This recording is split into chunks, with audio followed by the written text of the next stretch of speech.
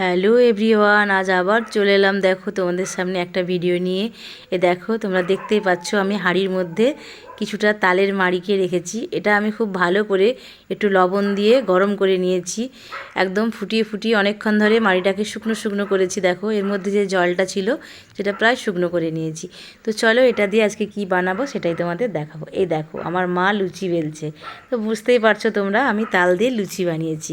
এর আগে আমি ফুলুরি বানিয়েছিলাম, তালের পোড়া পিঠে বানিয়েছিলাম, তো আজকে বানালাম লুচি। তো লুচি তো আমরা এমনি ময়দা দিয়ে বানাই, তো আজকে আমি দেখো আটা দিয়ে তালের লুচি। তালের লুচিতে আমরা ময়দা ব্যবহার করব না, শুধুমাত্র আটা দিয়ে তালের লুচিটা বানিয়েছি। আর তালের মাড়িটাকে খুব সুন্দর করে শুকনো শুকনো করে একদম গরম করে নিয়ে ওটার মধ্যে কিছুটা আটা মেখে নিয়েছি, দিয়ে তারপর দেখো লুচিটাকে ভেজে নিয়েছি। দেখো কত সুন্দর নরম তুলতুলে লুচিটা হয়েছে। তো তালের লুচি খেতে আমার ভীষণ ভালো লাগে। এ দেখো লুচি ভাজা আমার কমপ্লিট হয়ে গেছে। আর এমনিতে সাধারণত লুচির সঙ্গে আমরা ঘুগনি বানাই বা ঝালঝাল করে তরকারি বানাই। যেহেতু তালের লুচি মিষ্টি, তালটাকে মেরে গরম করার পর মিষ্টি ভাব এসেই যায়। তাছাড়া ওর মধ্যে অল্প একটু আমি চিনিও দিয়ে দিয়েছিলাম আর পরিমাণ মতো লবণ দিয়েছিলাম। তো তাতে মিষ্টি মিষ্টি লাগছে লুচিটা, আর তাই ভাবলাম একটু ঝাল মিষ্টি একটা তরকারি বানাই, তাই একটু ছোলার ডাল বানিয়েছিলাম। তো চলো আমার লুচি ভাজা কমপ্লিট হয়ে গেছে, এবার আমার মাকে খেতে দিই, দেখি আমার মা কি রিভিউ দেয়।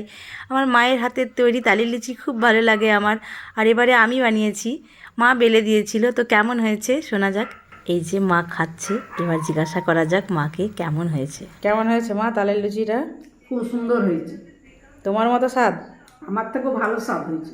তুমি তো খুব সুন্দর বানাতে। এটা আরও ভালো হয়েছে। আজ অনেক বছর পর আমি তালের লুচি খেতে পেলাম। আমার মা আমার বাড়িতে আসাতেই এটা হওয়া সম্ভব হলো, তা নাহলে হয়তো হতো না।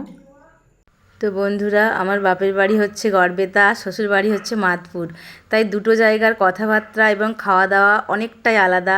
তো যাই হোক, আস্তে আস্তে আমি সব কিছু মানিয়ে নিয়েছি, অনেক কিছু খাবার এখানকার শিখে গেছি। তো ছোটোবেলার খাওয়া দাওয়াগুলো ভোলা যায় না। সেই মায়ের হাতের তৈরি খাবার, মায়ের হাতের খাবারের স্বাদ সব কিছুই আলাদা ছিল। তাই মাঝে মাঝে ইচ্ছে হয় মা আসাতে আজকে, তাই সেটা সম্ভব হলো। তো কার কার তালের লুচি ভালো লাগে অবশ্যই জানাবে। আজকে এই পর্যন্ত।